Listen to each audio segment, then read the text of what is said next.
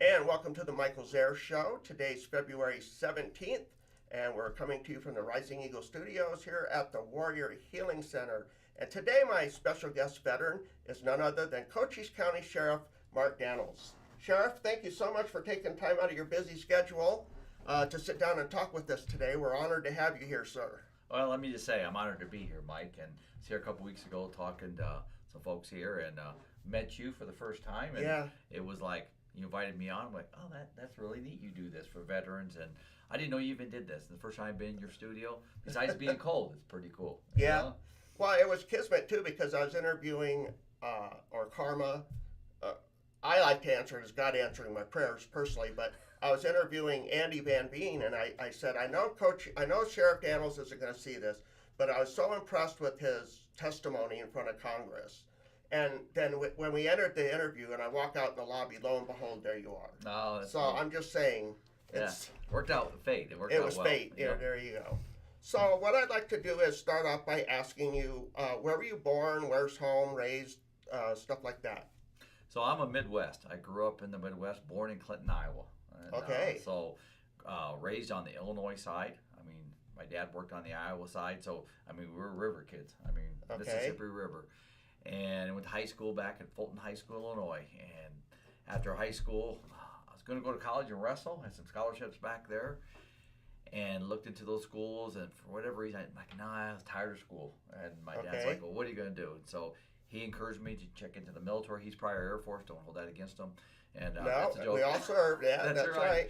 And so I went in the Army and went to South Carolina for training and AIT, and then ended up Fort Huachuca right here. So what was your MOS when you entered? I was 71 Lima, which is administrative. Administrative, specialist. yeah. I was a 71 goof off.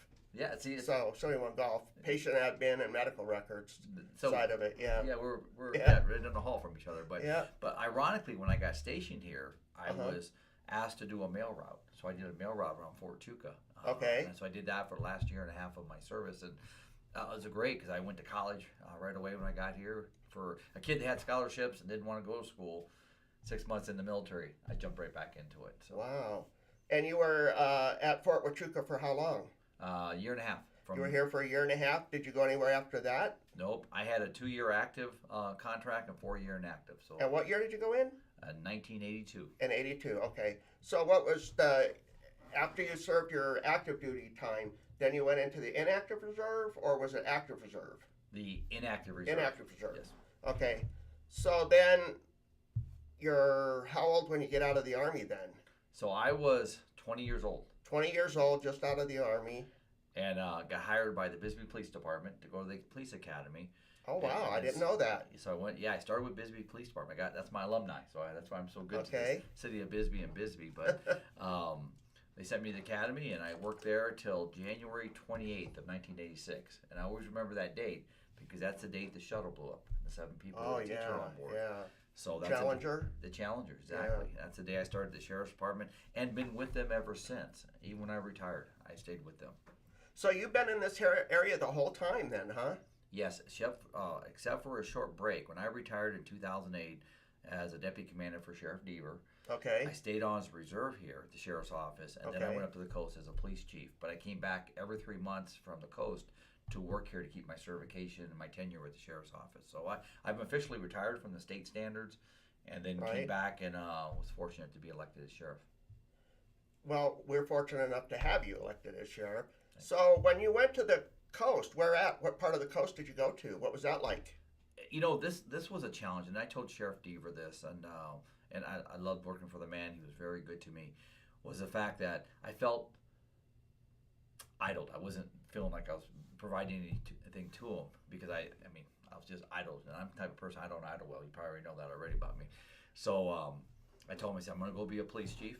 I'm going to finish my master's degree, and then I want to come back and run for sheriff. And I was very transparent with him, and so I did. I went up and in the South Coast, just north of California line, and a Okay. little inland town about 10 miles in from the coast, and really enjoyed it. I finished my master's degree, as I said I wanted to do, and got that executive experience, and then came back and ran for sheriff.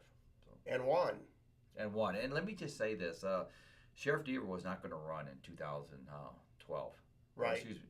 And so and then he changed his mind because he was fighting some border issues. SB 1070 was a big thing that Sheriff Dever actually pushed, and so then I conceded not to run. And then the very, very sad, unfortunate happened to him when he was killed in the car crash. I know, so it was tragic. It was very tragic, and it just fractured this community emotionally. So then the Republican Party said, Sheriff, will you step up and be our candidate? And then the good people of the county voted me in. What kind of community activities do you have other than having your busy schedule as being sheriff? Well, I've always been involved in the community. It's just something I enjoy doing, from coaching kids. I coached kids for 26 years. I just retired, if you want to call it, from that last season. 26 years of coaching kids all the way to the varsity. I'm involved in CASA. I'm past president of CASA, which is court-appointed special advocacy. Boys and Girls Club, past president. Fraternal Order Police, past president. Just Kids Inc., past president. Wow. And many, many other ones. But the bottom line is I just love doing events like Minnow Cook, Project Graduation, all those different events. I'm a big believer. I've served as a veteran in the military. I've served in law enforcement, pushing 39 years here. We got to give back. I mean, we truly got to give back, and I'm a believer in that. And big believer in veterans and military. My heart's there, and law enforcement. So I'll continue to do that. And Cars for Kids, we do that one on behalf of Fraternal Order Police, and this is our 11th year. And then you look at the Charity Ride, which is a program I kicked off 11 years ago at the Sheriff's Office. Wow.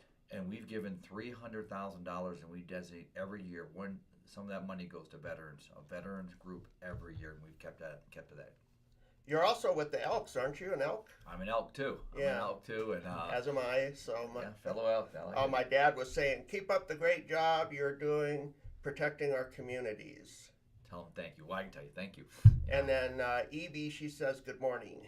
Good morning. So see, you got some fans. I got some fans. That's good. I mean, but no, I just enjoy doing what I do. People ask me, say, Sheriff, why do you still do it? There's so much challenge, there's so much complexity and challenges in law enforcement right now, and being on the border. And I said, because I still believe in people and I still have hope.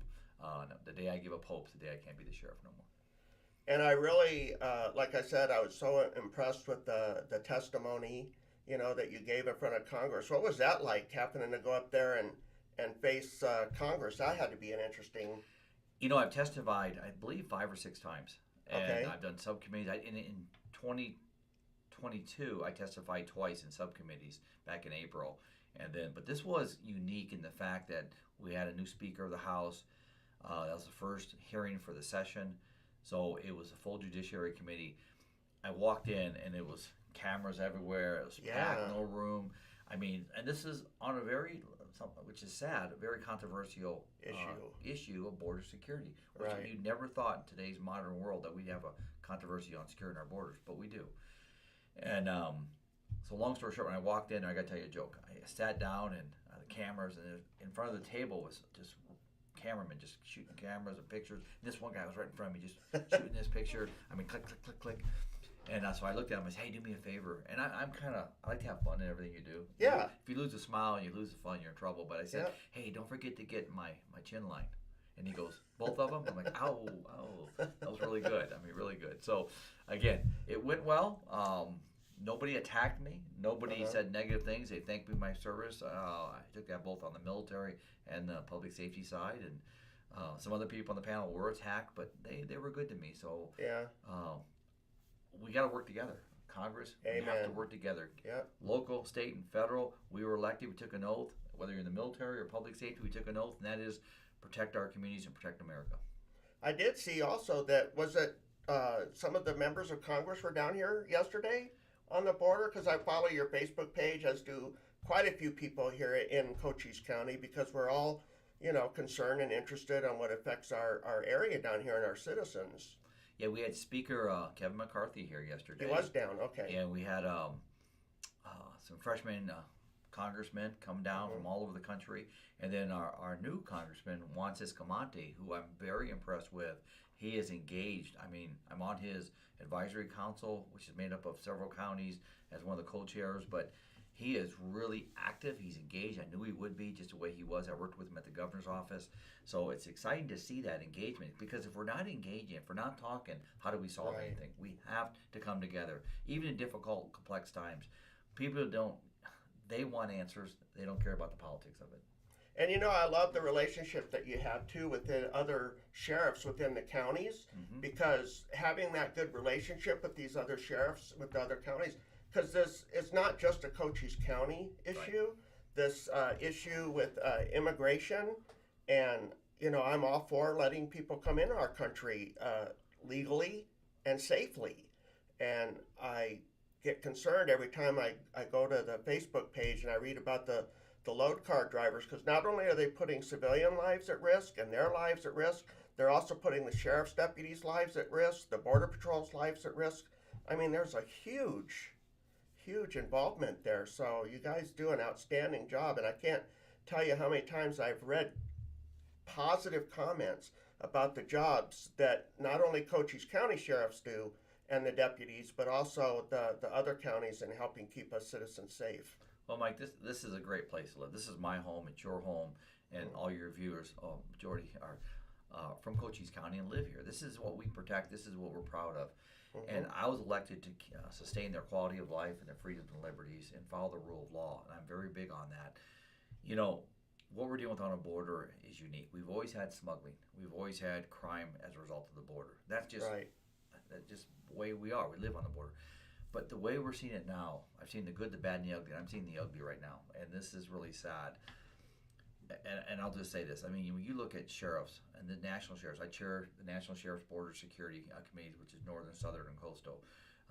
Past president of the Arizona Sheriff's Association after 4 years, and then I am executive member for both Southwest Border and Western States. So yeah, I collect with a lot of sheriffs around the country, and I think that's a positive thing to do, because we're in this together. We're in it for the communities. But you look at the amount of damage under public safety, national security, and humanitarian. Just in the last couple of years, over 1,000 migrants that came across the border legally have died on U.S. soil. Right. As we speak right now, Mike, I got deputies up in the side of the county recovering 2 deceased migrants. We have 2 injured up there that we're recovering. This is stuff you don't see every day. The pursuits that we're seeing every day, the deadly pursuits, let me just rephrase that, deadly pursuits that we see. We had another one Saturday night, 100-some miles an hour. Driver out of New York in my county driving reckless speeds, unfamiliar with the roadways, end up crashing into a semi at 100 miles an hour. The migrants were thrown out onto the roadway. I mean, the week before we had 3 dead. I had 2 sheriff's vehicles damaged in over the last week and a half by smugglers driving into them. I mean, this is the stuff we're dealing with, stuff we're trying to get a hand on. Think about this. If they treat law enforcement like that, how are they going to treat you? Right. How are they going to treat a citizen? And so we, and the people I'm dealing with, are not so much the migrants that are causing us the grief. It's U.S. citizens coming to Cochise County to partake in criminal activity, international crime, I call it. So last year we put 1,500 in jail last year, U.S. citizens, for doing that. So that is a tragedy, folks. When you look at our country and what we stand for and who we should be protecting as each other, not be involved in a criminal transnational organization that is trying to exploit our country, whether it's through fentanyl, whether it's through exploiting human beings, which I call modern-day slavery. It's horrible what we're seeing out there. And the thing, too, is with the load car drivers, I noticed at first that it was just a lot of immigration, a lot of illegals in the vehicles. But then all of a sudden you started catching them with fentanyl in there. And now it's even transpired to where there's been weapons recovered and stuff. I mean, it's really not a safe environment, a safe issue. Mike, we're seeing more weapons. We're seeing more assault and more aggression than we ever have in my almost 39 years. In fact, I'm in my 39th year. And that's just sad to me. It's just sad, because when you see that on law enforcement, you know that's a slippery slope for a community. And it's not like you just want to preserve the law. You want to protect the citizens. It's not like you're going out and making up these rules and stuff like that. I mean, we have these laws in place for a very good reason. Warrior Healing Center said that it's very sad to hear this news. Thank you for working so hard out there to keep everyone safe. And then the question, what do you think the answer is? What does CCSO and BP need in order to stop this problem? Well, I continue to say this, and thanks for the question. I continue to say this. First of all, this starts in Washington, D.C., and this was said to Speaker McCarthy and the members yesterday, is Congress needs to address it, and that's I compliment on that. but the President of the United States needs to make this a priority. I just went to the Super Bowl for an interview, and what I saw up there was beautiful, beautiful security and will to protect that game, the fans, and everybody involved. And everybody had a good time too, didn't they? Everybody had a good time, and everybody was safe. We have to take that same will and put it on the border, but that starts with the message from the president. It starts with the enforcing the rule of law. We have the laws in place. We just got to enforce them. And the rule of law should always be applied absent emotions, opinions, and most important, politics. And right now, that little word of politics is infecting that rule of law and being overseen by, I call it the political gravy that's smothering it all. We have to change that attitude. And last but not least, I'll say this. I shared this with Secretary Mayorkas from Homeland Security, and he said his comment to me was, I 100% agree with you, Sheriff, is we have to have judicial oversight on the border. Not in Kansas City, not in Chicago, Illinois, on the border. And that's all our borders. You come across our border legally, first of all, that needs to be addressed. There's laws that say that you will be immediately expelled. We're not doing that. Number two is we need judicial oversight where judges, people that claim credible fear, asylum claims, need to be addressed immediately by an asylum or hearing officer on the border. Not here's your citation, if you want to call it, paperwork. We'll see you in a year. We'll see you back in 7 years to adjudicate this case. Most of those cases, 9 out of 10 will be adjudicated right there, which 9 out of 10 will be expelled because they don't fit the rule of law. They don't fit the law the way it's written. But we're bypassing that right now because we don't have judicial oversight. Put the hearing officers. And if you put that in comparison, Mike, if I took all the judges out of Cochise County and there was no judges to see people that beat up their wives, that commit violent crimes, sexual offenders, murderers, guess what happens? They're released by our laws. Same things happen on the border. We got to get a grasp on judicial oversight. And like I said, Secretary Mayorkas said, Sheriff, I 100% agree with you, but we have seen no movement on that. It goes back to the will. And you're also relying on these people, like when you give them a court summons and they have to appear in a year, you're hoping that they're going to show up. And a lot of times they don't show up for these hearings, too, for their immigration hearings. I just heard this in a meeting from some of the experts that were also at this round table with the speaker. Less than 1% show up. Wow. But let me say this, too, is the majority show up for the first year. Because when they show up, they automatically are given benefits and other things to let them live here and actually survive here, which is humane, don't get me wrong. But then they don't show up. That's when the 1% comes after that. And if I can add on this, Mike, the new pardon system, parole system that President Biden's put out there, let me just share the facts on that. I was just in D.C. last week and we talked about this. That system, if you go onto the app, you can say, this is who I am, this is what I want to come to the United States. You don't have to claim credible fear or asylum. You don't? No. You just fill out the app, $30,000 a month from 4 designated countries are automatically come to the port, they're automatically processed through without, this is where the legality is being challenged right now on this, processed through, get their benefits, and they're in the United States. See, this is where I have kind of an issue with a big issue with the way it's done, is we're kind of like doing the honor system, and when the COVID thing expires in May, that takes away extra tools from law enforcement, right? Because isn't that going to open up the border even more? It is, and here's where I come with COVID or Title 42. I think we've all realized in this country the health pandemic's over. Correct. I'm not saying we don't guard up and use caution. That's individual choices, but I will say it's over. So Title 42 is a health pandemic measure that does need to go away. Okay. The reason I think it's been the reason it's been delayed is the fact that the state of our border being in crisis mode. And people say, well, no, it's not in crisis mode. Find me a Border Patrol agent who I consider or CBP that's the expert of border security tell you different. They'll tell you it's in crisis mode. And I deal with them every day along the southwest border in my positions. We got to have an operational plan that relieves Title 42. Right now, that's not there. So when Title 42 goes away, we are just sitting here with our arms open going, what's going to happen next? Yep. That's not how you do business. We're talking about taking vacations to the moon right now, but we can't secure our border. Come on. No. So Tim says here, great discussion. We share the sheriff's concerns and so glad that we have him in charge. And then Kathy says, We know this situation is very stressful and difficult for the officers who are working on the border. What seems to be the toughest for these law enforcement officers to be dealing with? And what are some things that the community can do to help make them feel supported? Well, the word Good thank question. you. It's a very good question. Thank you, Kathy. The first thing I'd say is this: thank those who wear a badge. You see them in a restaurant, you see them in a venue, go over and thank them. And Buy them a meal too. Buy them a meal, yeah. Some might not take that, and I respect that because of gratuities and stuff. Some Right. have policies, but the attempted gesture is always a positive. Yeah. That's the first thing. The second thing is this: is the toughest thing we're dealing with is a criminal cartel, a known commodity, a criminal commodity that works off fear, violence, and greed.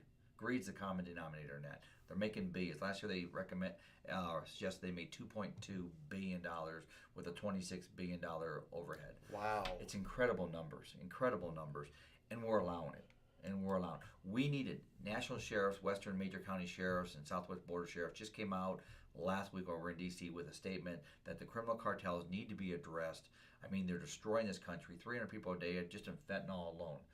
Arizona, sadly, in 2021 had 5 million dosages, i.e. pills. How many? 5 million plus pills. Wow. That is incredible in pills. In 2022, we had over 20 million pills. That's enough to kill this state 21 times over. Every person in Arizona. Why we're not addressing that, and I know on the State of the Union there was a statement made about fentanyl. Folks, that should be in the opening, the middle, and the close.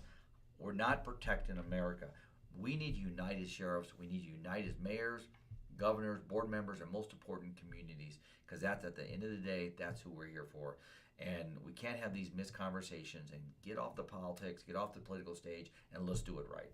And you know, I know Arizona's not the only one that's fighting this. I know Texas has quite a big stake in this because they have quite a influx of immigration on the border down there too. I don't hear too much about New Mexico or California for some reason, and I'm wondering. I don't like to watch the news like CNN, MSNBC, even Fox News. I don't like to watch that because I feel they're dictating their opinion to you. You don't get the news reported to you. And that's one thing I love about following your website and like Cool FM and some of the local news sources here is all they do is give you the facts. And then you get to make up your own mind. It's not being like preached to you. And again, Sheriff, I can't tell you how many times I've read so many positive comments about our law enforcement here in Cochise County. We have a great community here, and it's a community worth protecting, definitely. I know that you're on a quick schedule here, and I'd love to sit here and talk to you for an hour, but I know you got another interview you got to do real quick. A couple last quick comments here. Mayorkas is facing impeachment for the politics Sheriff Daniels describes. Perhaps that will invigorate some political will. Safe borders are the first requirement for a real nation. And then Mickey says, thank you for all that you do, for keeping us safe. You are appreciated. See, it's comments like that right there. Just thank you. You know, they're refreshing. Thank you, Tim, and thank you, Mickey. Was it Mickey? Mickey, thank you both, and valid statements. And we have worked with Secretary Mayorkas, national sheriffs, and beyond. I've sat down with him. We actually provided him a 16-point action plan of community perspectives, how to secure the border, some of the stuff we talked about today. Mm-hmm. I saw him several months later and asked him, hey, where are we at with that 16-point action plan? We represent communities. National sheriffs, we represent every community in the country. We asked that question, and he said to me, he goes, did you give me something, Sheriff? That's frustrating because that is frustrating. We're either going to be a partner, engaged, or we're not. I believe engagement. We can absent that personality. I mean, sometimes that gets in the way. People get in personalities. Listen, when you're elected or you're a community leader, it's not about personalities. It's about your mission to serve the people. And so it's frustrating at times. I know the agents down here, law enforcement, local, state, get frustrated because when statements are made that the border's effectively secured, Mike, I hate to say it, but that's a false narrative. We know it. Right. We're seeing things now I've never seen in my 39 years.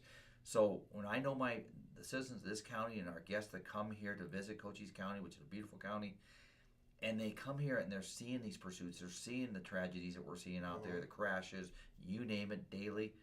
Tell me that's effectively secured. because that's not happened before. So we're in historical numbers.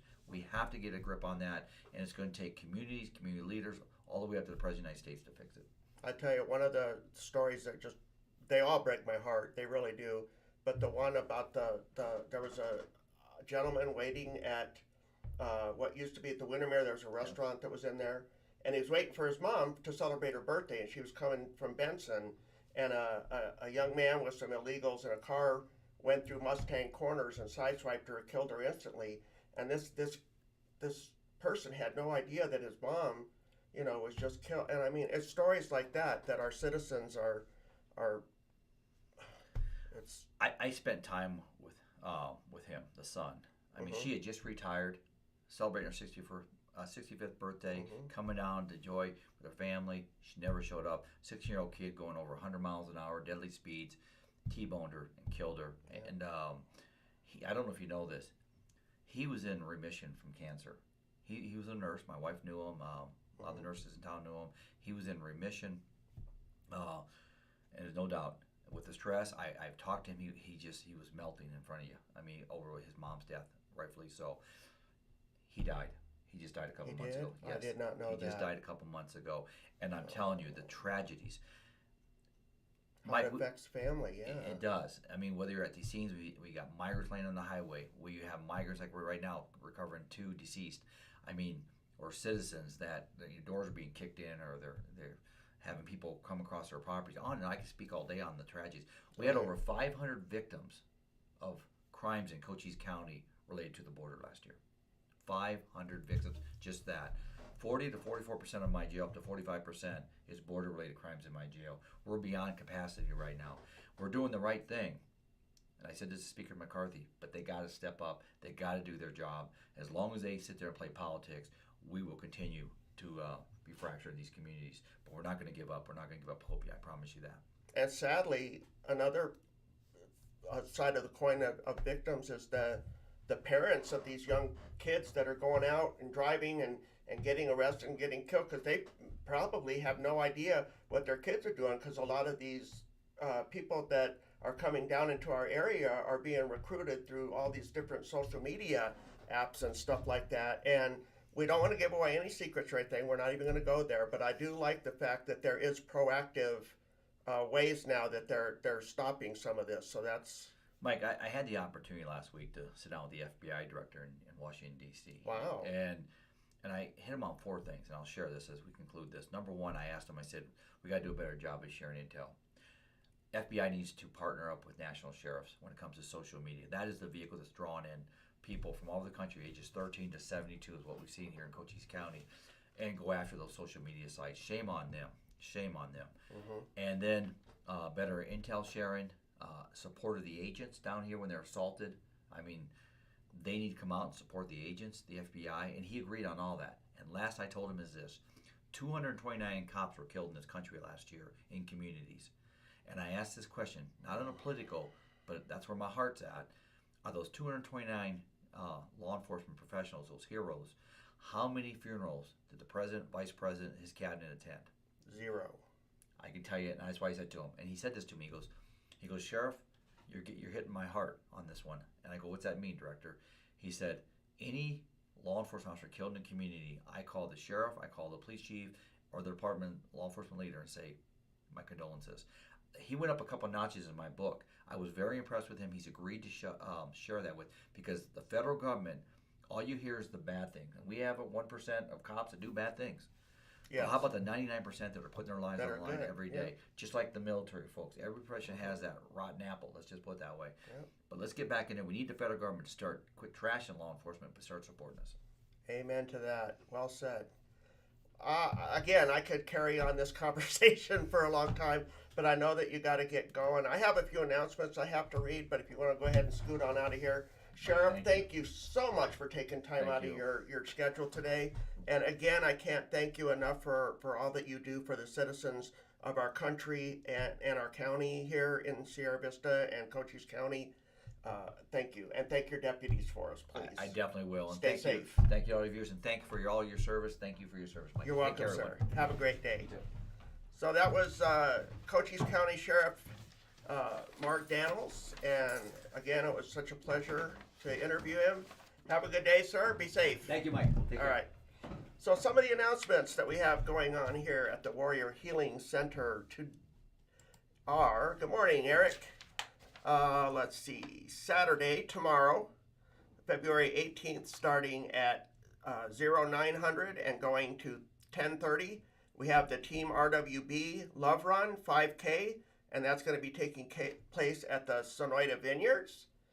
Saturday, 0930, we have the Velobet Sierra Vista Group Ride. They meet at Pueblo del Sol Country Club parking lot.